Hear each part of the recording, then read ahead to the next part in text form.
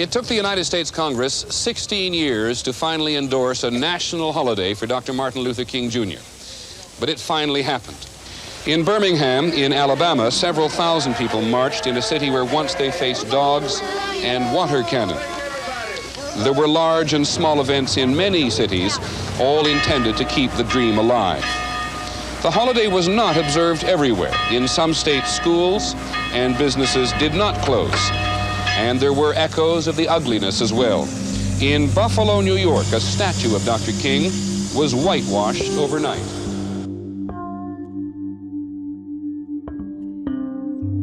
Welcome to a Penn Arts and Sciences presentation marking the 30th anniversary of the first observance of Martin Luther King Jr. Day as a federal holiday in the United States. The bill proposing the holiday was first introduced 4 days after King's assassination in 1968. It wasn't voted on until 1979, however, when it fell 5 votes short of the number needed for passage. After a grassroots campaign led to the largest petition to Congress in U.S. history and icons like Stevie Wonder raised awareness in popular culture, the bill finally passed and was signed into law by President Ronald Reagan in 1983. We spoke with Camille Charles, Edmund J. and Louise W. Kahn Term Professor in the Social Sciences, Professor of Sociology, Africana Studies, and Education, and Director of the Center for Africana Studies about the holiday and the progression of social movements like Black Lives Matter. The King holiday is the first and really only instance in our calendar of formally acknowledging and celebrating a piece of American history that is especially relevant and important for African Americans.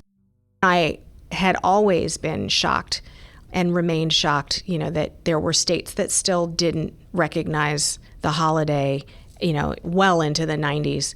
But I think part of it is just a long history that we've had about not wanting to confront the difficult aspects of American history, the uncomfortable pieces of it. And this was certainly one of those, that you couldn't celebrate King without also recognizing why King emerges the way that he does. I imagine that a big piece of it is just a difficulty seeing the positive aspect of it, which is that something good came out of all the work that he did in terms of the fight for civil rights. And it's as much about celebrating that, right? And the accomplishment and the importance of that accomplishment as part of American history, the way that we celebrate Independence Day or we celebrate, Christopher Columbus is actually a pretty emotionally charged and historically charged holiday. It's interesting that people will complain about rewriting history when, in fact, you just want to sort of add perspectives to a conversation because everybody comes at it from a different place. And unfortunately, again, because we don't like to confront the negative aspects of how we got here, we have whitewashed that story, as we have whitewashed a lot of stories. And it does us a disservice. I think, part of not being as far along on that road to the perfect union is not being honest with ourselves and our children about how we got here back then, but also what it is that got us to where we are right this moment.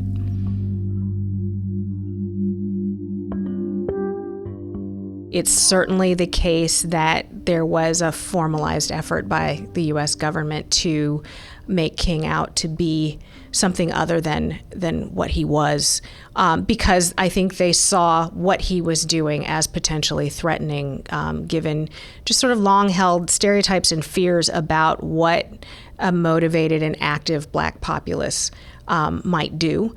And again, even just kind of acknowledging and making the changes means admitting that we did something immoral, something un-American, for long stretches of history that has always been a difficult thing, I think, for us as a country to confront.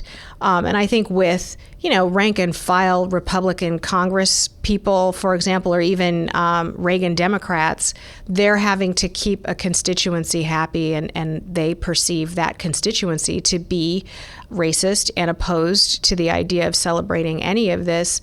obviously I was old enough to be able to kind of isolate myself from people who would be really kind of hardcore against it.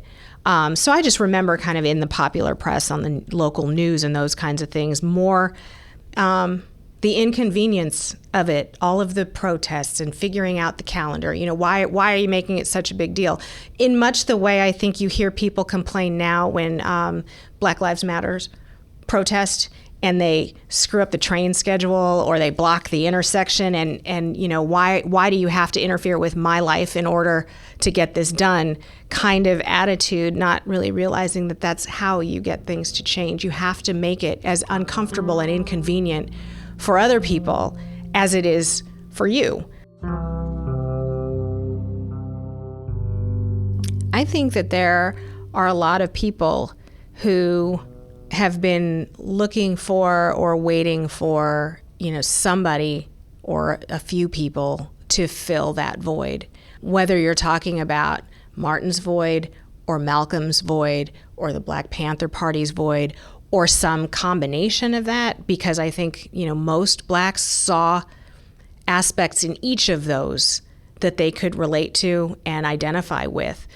And so I think for a long time, people have been looking for individuals or groups of individuals to take that mantle and be the new generation's face of that. And I think that, Black Lives Matter is terrific because it's social media, but it's also grassroots in the sense that the founders of Black Lives Matter don't want to be these people who are out in front making all the speeches, doing all the work. They want to empower all of us. I think it's critically important that these women are young women who live in a variety of statuses that are oppressed, so they don't speak to just one thing, and they use the tools that are 21st century tools rather than relying on 1950s and 60s or even 70s kinds of methods, so that they speak to the youngest activists that we have, so kids in middle school and high school and on college campuses, but also to adults, and allow them ways to be active and to have their voices heard. I think that there was fairly universal support for the holiday because it really was bigger than him. It's just that our holidays tend to focus on, an individual or a certain kind of individual, if it's veterans or soldiers, thinking about Veterans Day or Memorial Day, or, workers, if it's Labor Day. That's the way we've tended to think about our holidays. And he was the person. And at that time, it wasn't going to be a Rosa Parks Day. But if you think about the circles that King moved in, right, that he influenced presidents, then I think it sort of makes sense in the way that, again, we think about some of the other people that we celebrate and elevate. But yeah, because I'm sure there were people who thought, well, no, maybe it should be Malcolm X and not Martin Luther King. So I think there's always going to be discussion about that. But I think at the point of coming to a holiday, that the bigger issue that everybody could get around was that this is the moment to celebrate a piece of our history that is central to and critical for our people, and that we did this. It's not. People would want to say, well, we have Lincoln's birthday that we celebrate, and Lincoln signed the Emancipation Proclamation. That doesn't necessarily mean that he felt that slaves were full-fledged human beings that ought not be enslaved and have all of the same rights and privileges as other citizens, right? So this was the person who really was fighting for humanity and ultimately lost his life not just fighting for Black humanity, but fighting for all humanity.